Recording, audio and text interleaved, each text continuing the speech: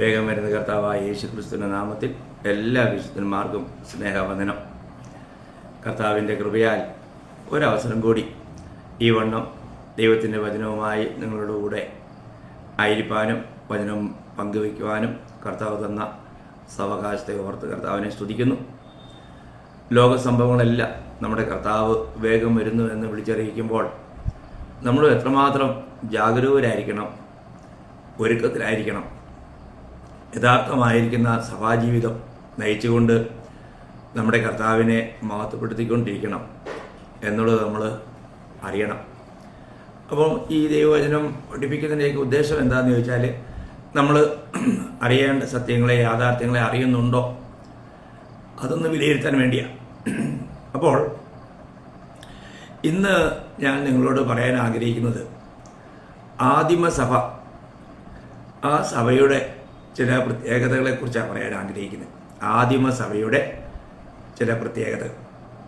അപ്പോൾ നമുക്കറിയാം, സഭയുടെ ആരംഭത്തിൽ വളരെ അനുഗ്രഹീതമായ നിലയിൽ നൂറുമേനി ഫലം കായ്ക്കുന്ന അനുഭവത്തിൽ സഭ വളരുകയുണ്ടായി. ആ സഭയുടെ പ്രത്യേകതകൾ എന്തൊക്കെയാണെന്ന് നമുക്ക് അല്പമായിട്ട് ദൈവവചനത്തിലൂടെ ചിന്തിക്കാം. സഭയെന്ന് പറയുമ്പോൾ തന്നെ കർത്താവ് തൻ്റെ വിലയേറിയ രക്തം കൊടുത്ത് വിലയ്ക്ക് വാങ്ങിയതാണ് ദൈവത്തിൻ്റെ സഭ. അപ്പോൾ ആ സഭ എത്രമാത്രം മാതൃകാപരവും ആദർശപൂർണവുമായിരിക്കണം. അപ്പോൾ ഇന്ന് നമ്മൾ അങ്ങനെ ഒരു സഭയിലാണോ എന്നുള്ളത് നമ്മൾ മനസ്സിലാക്കേണ്ടത്. ദൈവവചനത്തിൽ നിന്ന് നമുക്ക് അല്പമെങ്കിലും വ്യതിചലിക്കുക എന്നുള്ളത് ഒരു വലിയ പാപമാണ്. ദൈവവചനം സത്യമല്ലേ? സത്യവേദ പുസ്തകം. ദൈവവചനത്തിൽ പറഞ്ഞിരിക്കുന്ന ഓരോ കാര്യങ്ങൾക്കും അതിൻ്റേതായിരിക്കുന്ന ഗൗരവമുണ്ട് എന്നുള്ള കാര്യം ഒരിക്കലും നമ്മൾ മറക്കാൻ പാടില്ല. അതുകൊണ്ട് ഈ ആദിമസഭയുടെ പ്രത്യേകതകളെക്കുറിച്ച് നമ്മൾ ചിന്തിക്കുമ്പോൾ എല്ലാവർക്കും വളരെ സുപരിചിതമായ കാര്യങ്ങൾ തന്നെയാണ്. അതൊന്ന് ഓർമ്മപ്പെടുത്തുന്നു എന്ന് മാത്രമേ ഉള്ളൂ. അപ്പോസ്തല പ്രവൃത്തി 2-ാം അധ്യായം 41-42 വാക്യങ്ങൾ വായിക്കുമ്പോഴത്തേക്കും രക്ഷിക്കപ്പെട്ടവർ കൂടി വന്ന സഭ അവരെങ്ങനെയായിരുന്നു എന്നാണ് വായിക്കുന്നത്, അല്ലേ? അപ്പോൾ വചനം കൈക്കൊണ്ടവർ അന്ന് 3000-ഓളം പേർ സ്നാനമേറ്റ് അവരോട് ചേർന്നെന്ന എന്ന് പറഞ്ഞാൽ വചനം കൈക്കൊള്ളുക എന്ന് പറയുമ്പോൾ രക്ഷിക്കപ്പെടുക, കർത്താവിനെ രക്ഷിതാവായി സ്വീകരിച്ച് അങ്ങനെ സ്വീകരിച്ചവർ സ്നാനമേറ്റു. അങ്ങനെ അവരെല്ലാവരും ഒരു കൂട്ടമായി കൂടി വന്നു. അതാണല്ലോ ദൈവത്തിൻ്റെ സഭ. അപ്പോൾ അവർ പിന്നെ തുടർന്ന് ചെയ്തു പോകുന്ന കാര്യങ്ങളെക്കുറിച്ചാണ് 42-ാം വാക്യത്തിൽ നമ്മൾ വായിക്കുന്നത്. ഞാൻ ആ 42-ാം വാക്യവും 47-ാം വാക്യത്തിൻ്റെ അവസാന ഭാഗം കൂടെ മാത്രം ഇപ്പോൾ വായിക്കുന്നുള്ളൂ. വായിക്കാം. അന്ന് 3000-ഓളം പേർ അവരോട് ചേർന്നു. അവർ അപ്പോസ്തലന്മാരുടെ ഉപദേശം കേട്ടും കൂട്ടായ്മ ആചരിച്ചും അപ്പം നുറുക്കിയും പ്രാർത്ഥന കഴിച്ചും പോന്നു. ഇവിടെ അവരെക്കുറിച്ച് പറഞ്ഞിരിക്കുന്ന കാര്യങ്ങൾ അതാണ് ആദിമ നൂറ്റാണ്ടിലെ സഭ ചെയ്തു പോകുന്ന കാര്യം. ഒപ്പം അതിൻ്റെ 47-ാം വാക്യത്തിൻ്റെ അവസാന ഭാഗം, കർത്താവ് രക്ഷിക്കപ്പെടുന്നവരെ ദിനം പ്രതി സഭയോട് ചേർത്തുകൊണ്ടിരുന്നു എന്ന് പറഞ്ഞാൽ, ആദിമ നൂറ്റാണ്ടിൽ വിശുദ്ധന്മാരുടെ പ്രവർത്തന ഫലമായിട്ട് അനേകർ രക്ഷിക്കപ്പെട്ടുകൊണ്ടിരുന്നു. അവർ ഓരോ ദിവസവും സഭയിലേക്ക് ചേർക്കപ്പെട്ടുകൊണ്ടിരുന്നു. ഇത് വളരെ വിലപ്പെട്ട കാര്യമാണ്. അപ്പോൾ ഇന്ന് സഭകളൊക്കെ യഥാർത്ഥത്തിൽ വളരുന്നതായി പോലും കാണുന്നില്ല. എവിടെ? സഭ എന്ന് പറഞ്ഞാൽ ദൈവത്തിൻ്റെ ജീവൻ പ്രാപിച്ച ജീവൻ പ്രസ്ഥാനമാണ്, അതൊരു കെട്ടിടമല്ല. അപ്പോൾ അത് വളർന്നുകൊണ്ടിരിക്കുന്നതാണ്. അപ്പോൾ നമ്മൾ മനസ്സിലാക്കേണ്ടത്, എന്നാൽ ഇന്ന് അനേക ഇടങ്ങളിലും സഭകൾ വളരുന്നതായിട്ട് കാണുന്നില്ല. നമ്മൾ ചിന്തിക്കണം, നമുക്ക് യഥാർത്ഥമായ ദൈവത്തിൻ്റെ സഭ, ആ സഭ നമുക്കറിയാം. സഭയ്ക്ക് ഇന്ന് ആൾക്കാർ പേര് കൊടുത്ത് അങ്ങ് മടുത്തു. എന്ത് പേര് കൊടുക്കണമെന്ന് അറിയത്തില്ല. എന്തുമാത്രം പേരുകളില്ല. വേദപുസ്തകത്തിൽ ദൈവസഭയ്ക്ക് കൊടുത്തിരിക്കുന്ന 3 പേര്. അത് ഒന്ന് ക്രിസ്തുവിൻ്റെ സഭ എന്ന, നമ്മൾ റോമാലേഖനം 16-16 വായിക്കുന്നത് ക്രിസ്തുവിൻ്റെ സഭ. അപ്പോൾ സഭ ക്രിസ്തുവിൻ്റെ സഭയാണ്. രണ്ടാമത്തെ ഒരു പേരുള്ളത് ദൈവത്തിൻ്റെ സഭ. 1 കൊരിന്ത്യർ 11-16 ദൈവത്തിൻ്റെ സഭ. 3 വിശുദ്ധന്മാരുടെ സഭ. 1 കൊരിന്ത്യർ 14-34 വായിക്കുന്നു. അപ്പോൾ ഈ സഭകളെല്ലാം അറിയപ്പെട്ടിരുന്നത് സ്ഥലം സഭകൾ ഏത് സ്ഥലമാണോ ആ സ്ഥലത്തിൻ്റെ പേരിലാണ് അറിയപ്പെട്ടിരുന്നത്. അതിന് അല്ലാതെ ഒരു പേര് വേദപുസ്തകത്തിൽ കാണുന്നില്ല. കൊരിന്തിലെ സഭ, എഫേസോസിലെ സഭ, ഗലാത്യ സഭകൾ, തെസലോനിക്കയിലെ സഭ, ഇങ്ങനെ ആ സ്ഥലത്തോടുള്ള ബന്ധത്തിലാണ്. അപ്പോൾ നമ്മൾ മനസ്സിലാക്കണം, യഥാർത്ഥത്തിൽ ഓരോ സ്ഥലത്തും ഇപ്പം വെളിപ്പാട് പുസ്തകത്തിൽ തന്നെ 7 സഭകൾക്ക് അത് 7 സ്ഥലം സഭകൾ ആ സ്ഥലത്തിൻ്റെ പേരിലാണ് അറിയപ്പെടുന്നത്. അപ്പോൾ ഇന്ന് നമ്മൾ നോക്കിക്കഴിഞ്ഞാൽ വാസ്തവത്തിൽ കർത്താവിനെ കീറി മുറിച്ചിരിക്കുന്ന ഒരു അനുഭവം നമുക്ക് കാണാൻ പറ്റും. ഇതിൻ്റെ എല്ലാം പിന്നിൽ നിശ്ചയമായും ശത്രുവിൻ്റെ കരമുണ്ട്. അപ്പോൾ നമ്മൾ യഥാർത്ഥമായിട്ടും ഇന്ന് ഏത് സഭയിലാണ്? ഇപ്പം ഞങ്ങളിവിടെ നാസിക്കിൽ കൂടി വരുന്നത് നാസിക്കിലെ ദൈവസഭ എന്ന പേരിലാണ്. നാസിക്കിലെ ദൈവസഭ. അപ്പോൾ അതിന് വേറൊരു പേരില്ല. അങ്ങനെ കൊടുക്കാനായിട്ട് വചനത്തിൽ നമുക്ക് അതിനുള്ള അടിസ്ഥാനങ്ങളൊന്നും കാണുന്നില്ല. അപ്പം നാസിക്കിലെ ദൈവസഭ. അപ്പോൾ അതിൻ്റെ അർത്ഥം ഈ നാസിക്കിൽ മറ്റനേക സംഘടനകളും കാര്യങ്ങളൊക്കെ ഉണ്ട്. ഞാൻ അതിനെക്കുറിച്ചല്ല പറയുന്നത്. ദൈവത്തിൻ്റെ ഒരു സഭ, കർത്താവ് പണിയുന്ന ആ സഭ, അത് ദൈവവചനത്തിൽ നിന്നും ഇടത്തോട്ടോ വലത്തോട്ടോ മാറാതെ ആ വചനാനുസരണം പോകുന്നൊരു സഭയായിരിക്കും. അതുകൊണ്ട് നാസിക്കിൽ ദൈവം തൻ്റെ ഒരു നിലവിളക്ക് സ്ഥാപിച്ചിട്ടുണ്ട്. അത് ദേശത്തിന് അതിൻ്റെ വെളിച്ചം പകർന്നുകൊണ്ടിരിക്കും. അത് ദൈവത്തിൻ്റെ ഒരു വലിയ പ്രവൃത്തിയാണ്. നമ്മളതിനെ ആ നിലയിൽ തന്നെ മനസ്സിലാക്കണം. അപ്പോൾ യഥാർത്ഥത്തിൽ സഭ എന്ന് പറയുമ്പോൾ ഞാൻ പറഞ്ഞല്ലോ, അത് ആ സഭയുടെ യഥാർത്ഥമായിരിക്കുന്ന നല്ല മാതൃക നമുക്ക് 1-ാം നൂറ്റാണ്ടിൽ കാണുന്നുണ്ട്. അവിടെ ആ സഭ കൂടി വരുമ്പോൾ അവിടെ ഒന്നാമത്തെ കാര്യം അതൊരു പഠിപ്പിക്കുന്ന സഭയായിരുന്നു. ദൈവവചനം നന്നായി പഠിപ്പിക്കുന്ന, അല്ലെങ്കിൽ ഉപദേശ വിഷയങ്ങളെ നന്നായിട്ട് പഠിപ്പിക്കുന്ന ഒരു സഭയായിരുന്നു. ഇന്ന് നമുക്ക് കൂടി വരുന്ന സഭ അത് ദൈവവചനം നന്നായി പഠിപ്പിക്കുന്ന സഭയാണോ എന്ന് നമ്മൾ അറിയണ്ടേ. ദൈവവചനത്തിൻ്റെ ഉപദേശ വിഷയങ്ങൾ ഇന്ന് അനേകരും ഒരു സഭ വിട്ട് മറ്റൊരു സഭയിലേക്ക് പോകുന്നു, അല്ലെങ്കിൽ ഒരു കൂട്ടത്തിലേക്ക് പോകുന്നു. അതിൻ്റെ കാരണം എന്താണെന്ന് വെച്ചാൽ അവർക്ക് ഉപദേശ നിശ്ചയമില്ല, ഉപദേശത്തെക്കുറിച്ച് അറിവില്ല. അപ്പം അതുകൊണ്ട് അനേക ദുരുപദേഷ്ടകന്മാർ എഴുതിയിട്ടുണ്ട്. അനേകർ ഉപദേശത്തിൻ്റെ കാറ്റിനാൽ ആടി ഉലയുന്നവരായി മാറും. അതുകൊണ്ട് ഇതൊക്കെ ദൈവവചനത്തിൽ നമുക്കറിയാം. നമ്മൾ എഫേസ്യ ലേഖനത്തിൽ അതിൻ്റെ 4-ാം അധ്യായം 14-ാം വാക്യത്തിൽ നമ്മൾ വായിക്കുന്നത് എഫേസ്യർ 4:14, അങ്ങനെ നാം ഇനി മനുഷ്യരുടെ ചതിയാലും ഉപായത്താലും തെറ്റിച്ച് കളയുന്ന തന്ത്രങ്ങളിൽ കുടുങ്ങിപ്പോകുവാൻ തക്കവണ്ണം ഉപദേശത്തിൻ്റെ ഓരോ കാറ്റിനാൽ അലഞ്ഞുഴലുന്ന ശിശുക്കളായിരിക്കാതെ. അപ്പോൾ ഉപദേശത്തിൻ്റെ ഓരോ കാറ്റിനാൽ നമുക്കറിയാം ഇന്ന് എത്രമാത്രം ഉപദേശങ്ങളുണ്ട്. അപ്പോൾ ഈ തെറ്റായ ഉപദേശങ്ങളിൽ നിന്നെല്ലാം സഭയെ കാത്തു സൂക്ഷിക്കുവാനായിട്ട് ദൈവത്താൽ നിയുക്തരായിരിക്കുന്ന ഇടയന്മാർക്ക്, മൂപ്പന്മാർക്ക് കർത്തവ്യമുണ്ട്. അത് വളരെ വിലപ്പെട്ടൊരു കാര്യമാണ്. അപ്പം നമ്മൾ നമ്മുടെ കർത്തവ്യങ്ങളെ ഇന്ന് മറന്നുപോയോ? ശരിയായ നിലയിൽ നമുക്ക് ദൈവത്തിൻ്റെ വചനം ജനങ്ങൾക്ക് പഠിപ്പിക്കുവാൻ കഴിയുന്നുണ്ടോ? ഇന്ന് ചിലർക്ക് പിതാവ് മാത്രം മതി, യഹോവ വിറ്റ്നസ് എന്ന് പറയുന്ന ഗ്രൂപ്പ്. ചിലർക്ക് പുത്രൻ മാത്രം മതി, യേശു നാമക്കാർ.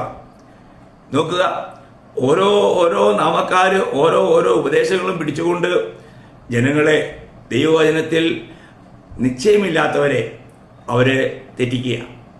അപ്പോൾ ദൈവം ഏകദൈവം, ത്രിയേക ദൈവമാണ്. പിതാവ്, പുത്രൻ, പരിശുദ്ധാത്മാവ് എന്നുള്ള ത്രിയേക ദൈവം. ആ ദൈവത്തെക്കുറിച്ചുള്ള ശരിയായിട്ടുള്ള ഒരറിവില്ല എങ്കിൽ തെറ്റിപ്പോകാനായിട്ട് യാതൊരു പ്രയാസമില്ല. ത്രിയേക ദൈവത്തെക്കുറിച്ച് ഏറ്റവും കൂടുതലായിട്ട് ശക്തമായിട്ട് പഠിപ്പിച്ചത് നമ്മുടെ കർത്താവ് തന്നെയാണ്.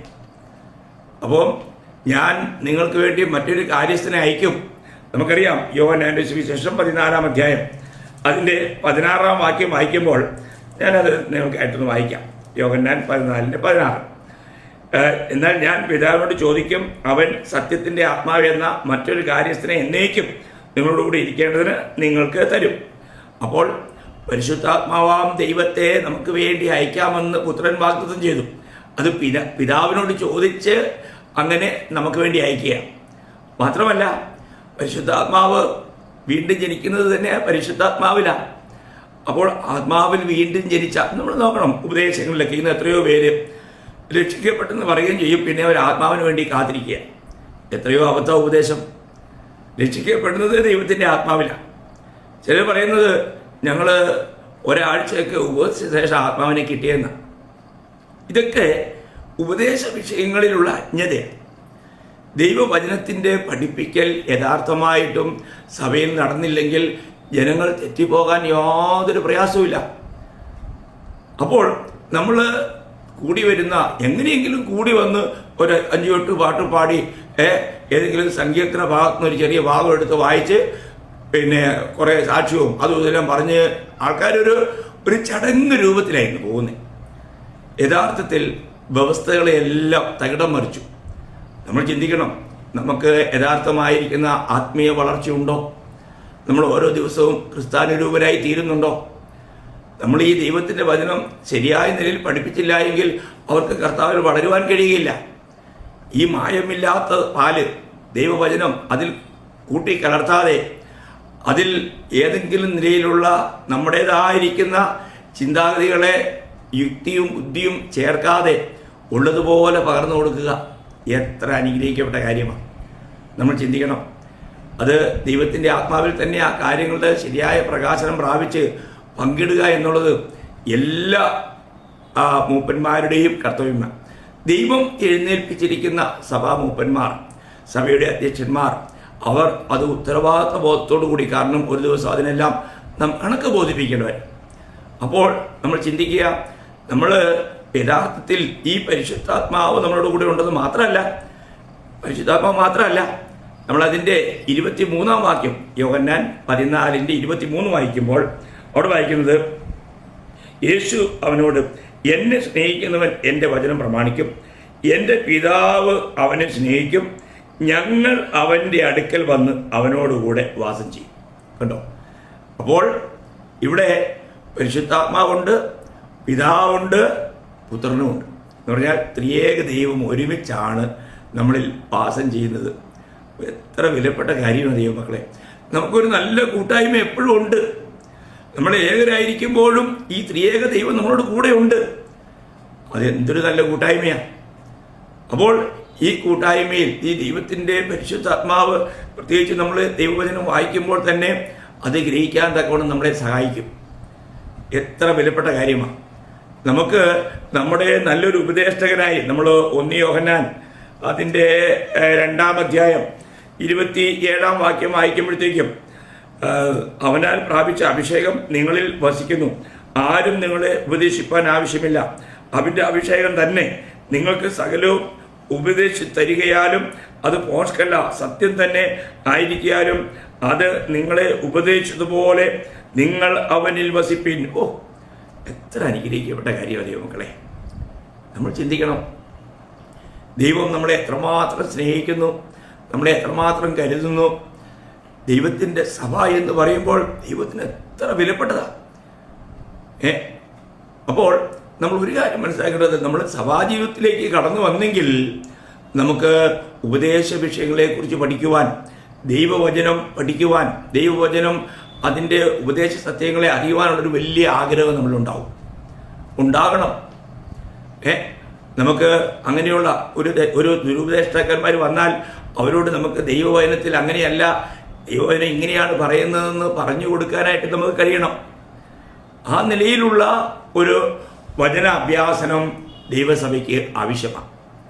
അതിന്ന് നമ്മളായിരിക്കുന്ന ദൈവസഭയിൽ നമുക്ക് ലഭിക്കുന്നുണ്ടോ? അത് ശരിയായ നിലയിൽ അനേക സഭകൾ തന്നെ ദുരുപദേശത്തിൻ്റെ കെട്ടുകളവിടെ. എന്തുമാത്രം തെറ്റായിരിക്കുന്ന ഉപദേശങ്ങൾ.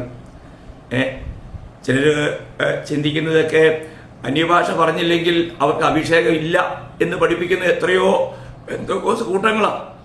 നമ്മൾ ചിന്തിക്കണം, ക്രിസ്തുവിൽ വസിക്കുന്ന ഒരിക്കലും ഒരു വ്യക്തിക്ക് അഭിഷേകമില്ല. പിന്നെ നമ്മളിപ്പോൾ വായിച്ച വാക്യോ, അത് ക്രിസ്തുവിൽ വസിക്കുന്നതിലൂടെ, അവൻ്റെ ശരീരത്തിൻ്റെ ഒരു ഭാഗമായി തീരുന്നതിലൂടെ ക്രിസ്തുവിൽ പകരപ്പെട്ട അഭിഷേകം നമ്മളിലേക്ക് പകരപ്പെടുന്നതാണ്. നമ്മൾ മനസ്സിലാക്കണം. ദേഹത്തിന് ഒരിക്കലും അഭിഷേകം ചെയ്യാൻ പാടില്ല. ഇത് പ്രത്യേകിച്ച് ഞാൻ ഇതിനു മുമ്പുള്ള ക്ലാസ്സിൽ പറഞ്ഞിട്ടുണ്ട്. ഞാൻ അങ്ങോട്ട് വിശദമായി പോകുന്നില്ല. അപ്പോൾ നമ്മളിൽ ഈ വീണ്ടും ജനിച്ച എല്ലാവരിലും ഈ അഭിഷേകം ഉള്ളിലുണ്ട്. അത് നാം മറക്കരുത്. അതിനു വേണ്ടിയിട്ട് നമ്മൾ കാത്തിരിക്കേണ്ട ആവശ്യമോ അതിനു വേണ്ടിയിട്ട് പ്രത്യേകം ഒരു പ്രാർത്ഥന ചെല്ലേണ്ട ആവശ്യമോ ദൈവവചനം അനുശാസിക്കുന്നില്ല. ഈ കാര്യങ്ങൾ നമ്മുടെ യഥാർത്ഥത്തിൽ ഉള്ള സത്യങ്ങൾ അത് ഉള്ളതുപോലെ പഠിക്കണം. ഇല്ലെങ്കിൽ ഇങ്ങനെയുള്ള ദുരുപദേഷ്ടകന്മാരുടെ ഇതിൽപ്പെട്ട് അവർ വഞ്ചിക്കപ്പെടാനിടയായിത്തീരും. അപ്പോൾ ഒന്ന് നമുക്ക് ഉപദേശം എന്താണ്? ഈ ഉപദേശം എന്ന് പറഞ്ഞാൽ തിരുവചനത്തിലൂടെ ദൈവത്തിൽ നിന്നും ലഭിക്കുന്ന ബോധനമാണ് ഉപദേശം. ഞാൻ ഒരിക്കൽ കൂടെ പറയാം, തിരുവചനത്തിലൂടെ ദൈവത്തിൽ നിന്നും ലഭിക്കുന്ന ബോധനമാണ് ഉപദേശം. അപ്പോൾ ഈ ഉപദേശങ്ങളെ നമുക്ക് കേൾക്കുവാനും അത് നമ്മുടെ ജീവിതത്തിൽ നമുക്ക് അത് അനുഭവമാക്കുവാനും നമുക്ക് കഴിയണം. നമ്മൾ പിന്നെ പഴയ നിയമത്തിലും യിരെമ്യാ പ്രവചനം അതിൻ്റെ 6-ാം അധ്യായം 8-ാം വാക്യം വായിക്കുമ്പോൾ, യെരൂശലേമേ, എൻ്റെ ഉള്ളം നിന്നെ വിട്ടുപിരിയാതെയും ഞാൻ നിന്നെ ശൂന്യവും നിർജ്ജന പ്രദേശവും ആക്കാതെയും ഇരിക്കേണ്ടതിന് ഉപദേശം കൈക്കൊള്ളുക. ഉപദേശം കൈക്കൊള്ളണം. നോക്കുക, നമ്മൾ ഈ സത്യ ഉപദേശം പഠിച്ചില്ലെങ്കിൽ നമ്മൾ എത്രമാത്രം വഞ്ചിക്കപ്പെടാം. ഞാൻ പറഞ്ഞത് അതുകൊണ്ടാണ്. നമ്മൾ പിന്നെ ചിലർ വിചാരിക്കുന്നതൊക്കെ സ്നാനപ്പെട്ട് കഴിഞ്ഞാൽ അവർ രക്ഷിക്കപ്പെട്ടെന്നാണ്. അങ്ങനെയാണോ? അത് ആ ഉപദേശം അറിയത്തില്ലാത്തതുകൊണ്ടാണ്. രക്ഷിക്കപ്പെട്ടവർക്ക് സ്നാനം, അതിൽ മുതിർന്ന സ്നാനമെന്നോ ശൈശവ സ്നാനമെന്നോ ഇല്ല. യഥാർത്ഥമായും വീണ്ടും ജനിച്ച രക്ഷിക്കപ്പെട്ട ശിഷ്യനായി തീർന്നവർക്ക് സ്നാനം.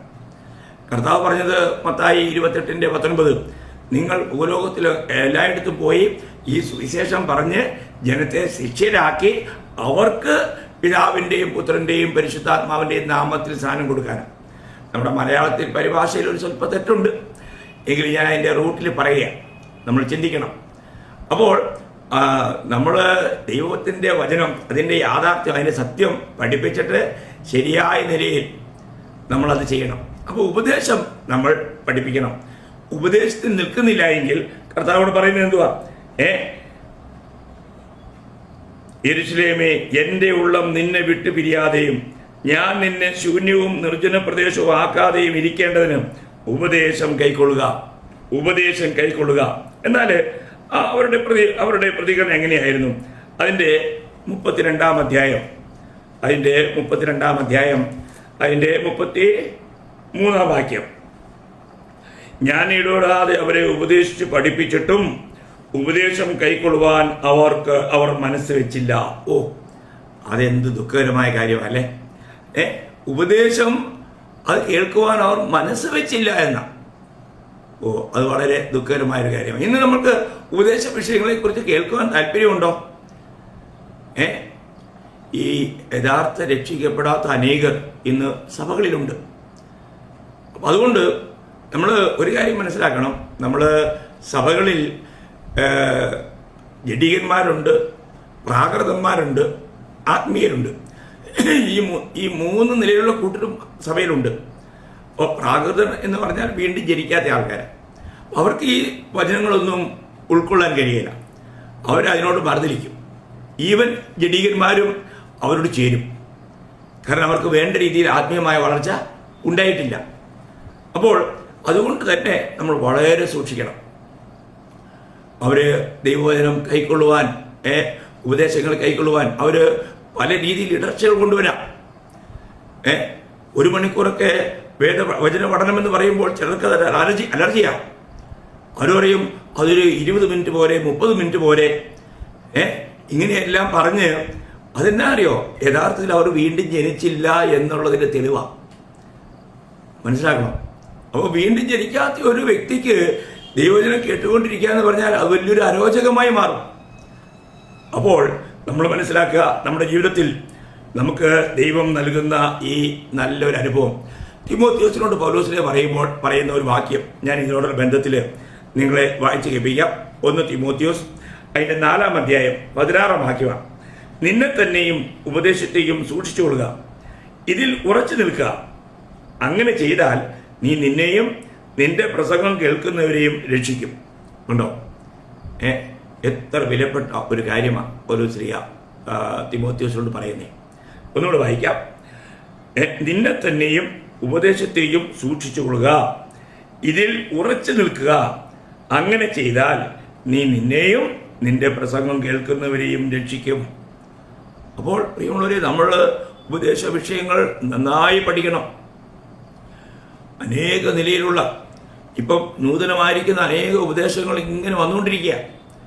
അതുകൊണ്ട് തന്നെ ദൈവത്തിൻ്റെ സഭയെ, ദൈവത്താൽ നിയുക്തരായിരിക്കുന്ന ദൈവത്തിൻ്റെ ദാസന്മാർ ദൈവസഭയെ ക്രിസ്തുവിൽ ഓരോ ദിവസവും വളരുന്ന, നിറയ്ക്കുന്ന, അവരെ ഉറപ്പിക്കുന്ന, അവരെ തികഞ്ഞവരാക്കി തീർക്കുന്ന ഒരു വലിയ വേലയിലാകുന്നു എന്നുള്ള ബോധത്തോടെ അവർ അത് ചെയ്യണം.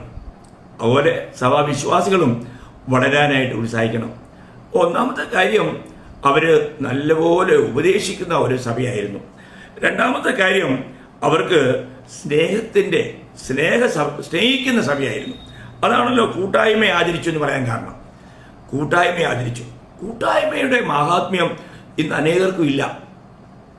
അത് വളരെ ദുഃഖകരമായ ഒരു കാര്യമാണ്. നമ്മുടെ കൂട്ടായ്മ ബന്ധം എങ്ങനെയുണ്ട്? കാരണം രക്ഷിക്കപ്പെട്ട ഓരോരുത്തരും ദൈവസഭയുടെ ഒരു അംഗമെന്ന് പറയുമ്പോൾ അവർ ക്രിസ്തുവിൻ്റെ ശരീരത്തിൻ്റെ ഒരു അവയവമാണ്. അപ്പം ഈ അവയവം എങ്ങനെയായിരിക്കണം? നമ്മൾ 1 കൊരിന്ത്യർ അതിൻ്റെ 6-ാം അധ്യായം, 1 കൊരിന്ത്യർ 6-ാം അധ്യായം അതിൻ്റെ ഒരു വാക്യം ഞാൻ വായിക്കാം. 15-ാം വാക്യത്തിൻ്റെ ആരംഭ ഭാഗം മാത്രം. നിങ്ങളുടെ ശരീരങ്ങൾ ക്രിസ്തുവിൻ്റെ അവയവങ്ങൾ ആകുന്നു എന്ന് അറിയുന്നില്ലയോ? ഒരു ചോദ്യമാണ്. അപ്പോൾ നിങ്ങളുടെ ശരീരങ്ങൾ ക്രിസ്തുവിൻ്റെ അവയവങ്ങൾ ആകുന്നു എന്ന് അറിയുന്നില്ലയോ? പ്രിയമുള്ളവരെ, നമ്മൾ കർത്താവിനോട്, കർത്താവിൻ്റെ ശരീരത്തോട് ചേർക്കപ്പെട്ട ഓരോ വ്യക്തിയും ഏത് നിലയിലാണ് നമ്മൾ കൂട്ടായ്മയിലായിരിക്കേണ്ടത്? നമുക്ക് കൂട്ടായ്മയിൽ നിന്നും വിട്ടുപോകാൻ പറ്റുമോ? ഇതെത്രയോ പേര് കൂട്ടായ്മയ്ക്കുള്ള സൗകര്യങ്ങളുണ്ടെങ്കിലും കൂട്ടായ്മയെ ഗൗരവമായി കാണുന്നില്ല. അവർക്ക് മനസ്സുണ്ടേ പോകും, മനസ്സിലേ പോയില്ല. പ്രിയമുള്ളവരെ, സഭാജീവിതം അങ്ങനെയൊന്നല്ല. നമുക്ക് ഒരു കൂട്ടായ്മ പോലും നഷ്ടപ്പെടുത്തുന്നത് ഒരു രീതിയിൽ പറഞ്ഞാൽ അത് പാപമാണ്. അതിനെ ഒരു പാപമായിട്ടൊക്കെ പലരും കാണാറില്ല. അത് അവരുടെ അറിവുകേടാണ്. ഇത് ദൈവത്തിൻ്റെ ദർബാറാണ്. നമുക്കൊരിക്കലും ഈ കൂട്ടായ്മയിൽ നിന്നും വിട്ടുനിന്ന് നമുക്ക് കർത്താവിൽ വളരാൻ കഴിയുകയില്ല. കർത്താവ് തന്നെക്കുറിച്ചും നമ്മളെക്കുറിച്ചും പറഞ്ഞത്, ഞാൻ സാക്ഷാൽ മുന്തിരിവള്ളിയും നിങ്ങൾ കൊമ്പുകളുമാകുന്നു. അപ്പോൾ ഒരു കൊമ്പിന് മുന്തിരിവള്ളിയിൽ വസിച്ചിട്ടല്ലാതെ നിലനിൽപ്പുണ്ടോ? കൊമ്പിന് സ്വയമായിട്ട് ഫലം കായ്ക്കാൻ കഴിയുമോ? എന്നെ പിരിഞ്ഞ് നിങ്ങൾക്കൊന്നും ചെയ്യാൻ കഴിയില്ലെന്നാണ് പറഞ്ഞേ. അപ്പോൾ നമ്മൾ ചിന്തിക്കണം, നമ്മുടെ ജീവിതത്തിൽ നമ്മൾ ഫലം കായ്ച്ചാൽ പോരാ, ധാരാളമായി ഫലം കായ്ക്കണമെങ്കിൽ നമ്മുടെ കൂട്ടായ്മ ബന്ധം എങ്ങനെയുണ്ട് എന്ന് നമ്മൾ പരിശോധിക്കണം. ഇന്ന് അനേകരും കൂട്ടായ്മകളിൽ വരുന്നുവെങ്കിലും അവർക്ക് കൂട്ടായ്മ ബോധമില്ല. ആ കൂട്ടായ്മ ബോധത്തിൽ വളരാത്തതുകൊണ്ട് അവർ വേണ്ടുവണ്ണം ക്രിസ്തുവിൽ വളരുന്നില്ല.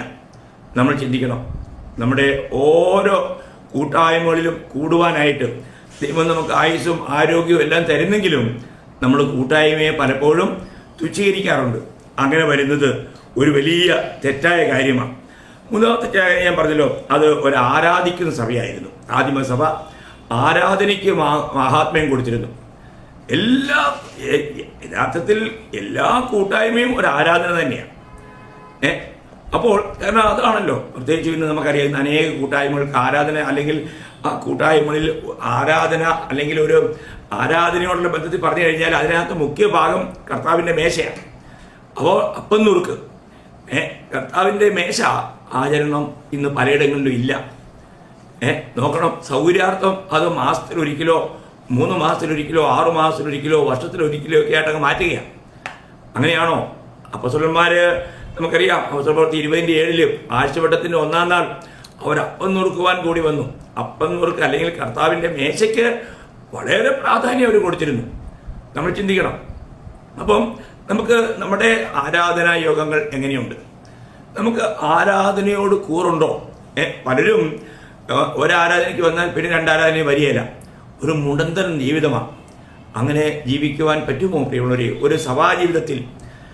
ഇതിൻ്റെയൊക്കെ അർത്ഥം അവർ യഥാർത്ഥമായിട്ടും വീണ്ടും ജനിച്ചതാണോ എന്നൊരു സംശയമുണ്ട്. കാരണം യഥാർത്ഥത്തിൽ വീണ്ടും ജനിച്ച ഒരു ദൈവത്തിന് ഒരു കൂട്ടായ്മ മുടക്കിയാൽ അവർക്ക് ഭയങ്കര ദുഃഖമായിരിക്കും. ഒരു ആരാധന നഷ്ടപ്പെടുക എന്ന് പറഞ്ഞാൽ അവർക്കത് സഹിക്കാൻ പറ്റിയല്ല. ചിന്തിക്കുക, ഇന്ന് നമുക്ക് ആ അനുഭവം ഉണ്ടോ? വീണ്ടും നമ്മൾ കാണുന്നത് അത് പ്രാർത്ഥിക്കുന്ന ഒരു സഭയായിരുന്നു. ആദിമസഭ പ്രാർത്ഥനയിൽ വളരെ ഉത്സുകരായിരുന്നു. പ്രതികൂലങ്ങൾ വളരെ ഉണ്ടായിരുന്ന ഒരു കാലഘട്ടമാണ്. നമുക്കറിയാം, അപ്പോസ്തല പ്രവൃത്തിയിൽ അപ്പോസ്തലന്മാർക്കെതിരെ അവര് ശക്തമായി കൂടി വന്നപ്പോൾ അപ്പോസ്തല പ്രവൃത്തി 4-ാം അധ്യായം അതിൻ്റെ 24 മുതൽ 31 വരെയുള്ള വാക്യം വായിക്കാൻ പോയാൽ വളരെ ഇതാണ്. ഞാൻ അതിനെ ചുരുക്കിയെന്ന് പറയാം. അവർ ഒരുമനപ്പെട്ട് എന്ത് ചെയ്തു? പ്രാർത്ഥിച്ചു. അപ്പോൾ അതിൻ്റെ 24-ൽ അവർ ഒരുമനപ്പെട്ട് ദൈവത്തോട് നിലവിളിച്ചു എന്ന് പറയാൻ പ്രാർത്ഥിച്ചു. ഇനി അതിൻ്റെ അവസാന ഭാഗം മാത്രമേ വായിക്കുന്നുള്ളൂ. അവര് നിന്റെ വചനം പൂർണ്ണ ധൈര്യത്തോടെ കൂടെ പ്രസ്താവിപ്പാൻ നിന്റെ ദാസന്മാർക്ക് കൃപ നൽകണമേ എന്ന് ഇങ്ങനെ പ്രാർത്ഥിച്ചപ്പോൾ അവർ കൂടിയിരുന്ന സ്ഥലം കുലുങ്ങി. എല്ലാവരും പരിശുദ്ധാത്മാവ് നിറഞ്ഞവരായി ദൈവവചനം ധൈര്യത്തോടെ പ്രസ്താവിച്ചു. പ്രതികൂലങ്ങളിൽ അവര് ഓടി ഒളിക്കുകയായിരുന്നില്ല. പ്രാർത്ഥിച്ച് ബലം പ്രാപിച്ചു, പ്രാർത്ഥിച്ച് ആത്മാവിൽ ശക്തിപ്പെട്ടു. അതിൻ്റെ ഫലമായിട്ട് അവർക്ക് ധൈര്യമായിട്ട് ദൈവത്തിൻ്റെ വചനം ഘോഷിക്കുവാനായിട്ട് കഴിഞ്ഞു. നമ്മൾ വീണ്ടും പത്രോസിനെ ജയിലിലിട്ട സമയത്തും നമുക്ക് കാണാൻ കഴിയുന്നത് അവിടെ സഭ എന്ത് ചെയ്തു? നമ്മൾ 12-ാം അധ്യായം അപ്പോസ്തല പ്രവൃത്തി 12:5 ഇങ്ങനെ പത്രോസിനെ തടവിൽ സൂക്ഷിച്ചു വരുമ്പോൾ സഭ ശ്രദ്ധയോടെ അവന് വേണ്ടി ദൈവത്തോട് പ്രാർത്ഥന കഴിച്ചു പോന്നു. നോക്കുക, അപ്പോൾ പ്രാർത്ഥിക്കുന്ന ഒരു സഭയായിരുന്നു ആദിമസഭ. ഇന്ന് നമ്മുടെ സഭ യഥാർത്ഥമായും പ്രാർത്ഥിക്കുന്ന ഒരു സഭയാണോ? അതാണ് നമ്മൾ പരിശോധിക്കേണ്ടത്. പ്രിയമുള്ളവരെ, പ്രാർത്ഥന പോലെ അനുഗ്രഹീതമായൊരു ശുശ്രൂഷ മറ്റൊന്നില്ല. പ്രാർത്ഥന പോലെ ഫലവത്തായ എവിടെ പ്രാർത്ഥനയുണ്ടോ അവിടെ വിജയമുണ്ട്. ഇന്ന് അനേക വ്യക്തി ജീവിതങ്ങളിൽ, കുടുംബ ജീവിതങ്ങളിൽ, സഭാജീവിതങ്ങളിൽ വന്നിരിക്കുന്ന ഒരു വലിയ വീഴ്ച അവരുടെ പ്രാർത്ഥനാ ജീവിതത്തിൻ്റെ ശൂന്യതയാണ്. നമ്മൾ വ്യക്തിപരമായി പരിശോധിക്കണം. അപ്പോൾ ആദിമസഭ അത് പഠിക്കുന്ന ഒരു സഭയായിരുന്നു, സ്നേഹിക്കുന്ന സഭയായിരുന്നു, ആരാധിക്കുന്ന സഭയായിരുന്നു, പ്രാർത്ഥിക്കുന്ന സഭയായിരുന്നു. അതിനേക്കാളും വലുതായിട്ടൊരു കാര്യം പറഞ്ഞാൽ സുവിശേഷം അറിയിക്കുന്ന സഭയായിരുന്നു. ഇന്ന് രക്ഷിക്കപ്പെട്ടെന്ന് പറയുന്ന പലരെക്കുറിച്ചും നമ്മൾ നോക്കുമ്പോൾ അവർ ജീവിതത്തിൽ 10 വർഷമായി, പക്ഷെ ഒരു വ്യക്തിയോട് പോലും സുവിശേഷം അറിയിച്ചിട്ടില്ല. ഞാൻ പറയട്ടെ, ദൈവത്തിൻ്റെ വചനാനുസരണം ഞാൻ പറയട്ടെ, ദൈവത്തിൻ്റെ ആത്മാവിൽ ആ വ്യക്തി രക്ഷിക്കപ്പെട്ട വ്യക്തിയേ അല്ല. രക്ഷിക്കപ്പെട്ട ഒരു വ്യക്തിക്ക് മറ്റൊരുവനോട് സുവിശേഷം പറയാതിരിക്കാൻ കഴിയുകയില്ല. അപ്പൊ ആദിമസഭ അവര് സുവിശേഷം അറിയിച്ചുകൊണ്ടിരുന്നു. അതുകൊണ്ടാണല്ലോ രക്ഷിക്കപ്പെടുന്നവരെ ദിനം പ്രതി കർത്താവ് സഭയോട് ചേർത്തത്. അതിൻ്റെ 4-ാം വാക്യത്തിൽ വായിക്കുമ്പോൾ, എന്നാൽ വചനം കേട്ടവരിൽ പലരും വിശ്വസിച്ചു, പുരുഷന്മാരുടെ എണ്ണം തന്നെ 5000-ഓളമായി. നോക്കുക, പെന്തക്കോസ്ത് ദിവസം 3000-ഓളം പേര് ചേർന്നു. വീണ്ടും വേറെ താമസിയാതെ അത് 3000 ഇതാ 5000-ആയി മാറുന്നു. നമ്മൾ ചിന്തിക്കണം, അതെന്തുകൊണ്ടാണ്? എല്ലാവരും മറ്റുള്ളവരോട് സുവിശേഷം അറിയിക്കുന്നതിൽ ഉത്സുകരായിരുന്നു. ഇനി അതിൻ്റെ 5-14 വായിച്ചാലോ, മേൽക്കുമേൽ അനവധി പുരുഷന്മാരും സ്ത്രീകളും കർത്താവിൽ വിശ്വസിച്ച് ചേർന്ന് വന്നു. മേൽക്കുമേൽ ഓരോ ദിവസവും കർത്താവിൽ വിശ്വസിച്ച് ചേർന്ന് വന്നു. ഇനി അതിൻ്റെ 6-ാം അധ്യായം 1-ാം വാക്യത്തിലോ, ആ കാലത്ത് ശിഷ്യന്മാർ പെരുകി വരുമ്പോൾ, അതാ ശിഷ്യന്മാർ വളരെ പെരുകുകയാണ്. നിങ്ങൾ ചിന്തിക്കുക, അതിൻ്റെ 7-ാം വാക്യം, ദൈവവചനം പരന്നു, യെരൂശലേമിൽ ശിഷ്യന്മാരുടെ എണ്ണം ഏറ്റവും പെരുകി, പുരോഹിതന്മാരിലും വലിയൊരു കൂട്ടം വിശ്വാസത്തിന് അധീനരായിത്തീർന്നു. ദാ ചിന്തിക്കുക ദൈവമക്കളെ, നമ്മൾ മനസ്സിലാക്കണം. അപ്പോൾ ഇതാ യാഥാർത്ഥ്യം. നമ്മൾ ദൈവവചനം അറിയിക്കുക എന്നുള്ളതാണ് ദൈവത്തിൻ്റെ സഭയെക്കുറിച്ചുള്ള ദൈവത്തിൻ്റെ ഏറ്റവും ശ്രേഷ്ഠമായ ഉദ്ദേശം. ഈ സുവിശേഷം അറിയിക്കുന്നില്ലെങ്കിൽ ഓരോരുത്തരുടെ ഭാഷയിൽ പറഞ്ഞാൽ എനിക്ക് അയ്യോ കഷ്ടം. സുവിശേഷം പറയാൻ ഞാൻ എപ്പോഴും ഒരുങ്ങിയിരിക്കുന്നു. ഇതെല്ലാ വീണ്ടും ജനിച്ച ദൈവമക്കൾക്കും വളരെ അനിവാര്യമായൊരു കാര്യമാണ്. ഞാൻ എന്നെ കേൾക്കുന്ന നിങ്ങളോട് ചോദിച്ചോട്ടെ, നിങ്ങൾ മുഖാന്തരം എത്ര പേർ ഈ കർത്താവിനെ അറിയുവാനും കർത്താവിലാകുവാനും ഇടയായിട്ടുണ്ട്? നിങ്ങൾ മുഖാന്തരം ഒരു സഭയെങ്കിലും ഉടലെടുക്കുവാൻ ഇടയായിട്ടുണ്ടോ? എല്ലാ രക്ഷിക്കപ്പെട്ട ദൈവമക്കളിലൂടെയും അവരായിരിക്കുന്ന സ്ഥലത്ത് ഒരു കൂട്ടം ജനങ്ങൾ കൂടി വരുവാൻ ഇടയാക്കണം. അത് വളരെ അനിവാര്യമായ കാര്യമാണ്. കർത്താവിൻ്റെ കൃപയാൽ എവിടെയെല്ലാം ഞാൻ അനേക ദേശങ്ങളിലൂടെ യാത്ര ചെയ്ത വ്യക്തിയാണ്.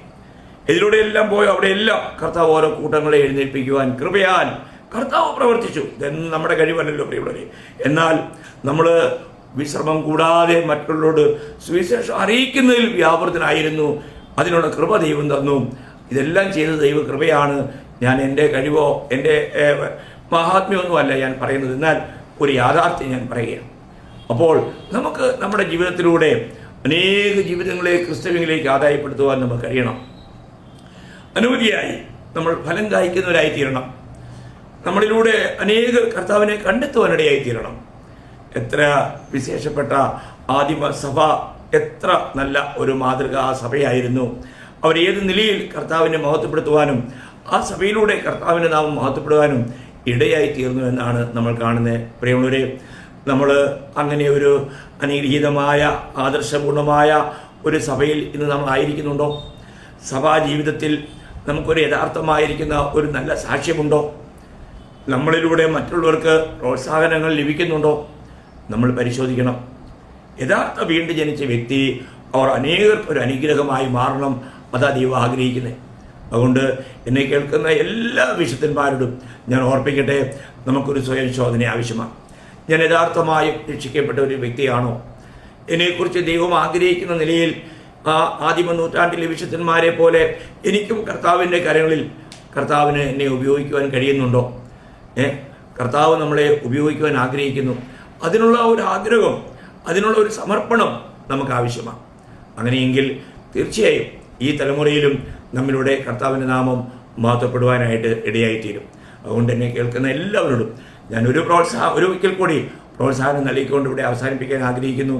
നമ്മളായിരിക്കുന്ന സഭ യഥാർത്ഥത്തിൽ ദൈവത്തിന് പ്രയോജനമുള്ള ഒരു സഭയാണോ? ആ സഭയിൽ ഞാൻ വ്യക്തിപരമായിട്ട് എൻ്റെ ജീവിതം കൊണ്ട് കർത്താവിൻ്റെ നാമം മഹത്വപ്പെടുന്നുണ്ടോ? നമുക്ക് സ്വയം നമ്മോട് തന്നെ ചോദിക്കാം. കർത്താവിനെല്ലാം മഹത്വം അർപ്പിക്കുന്നു.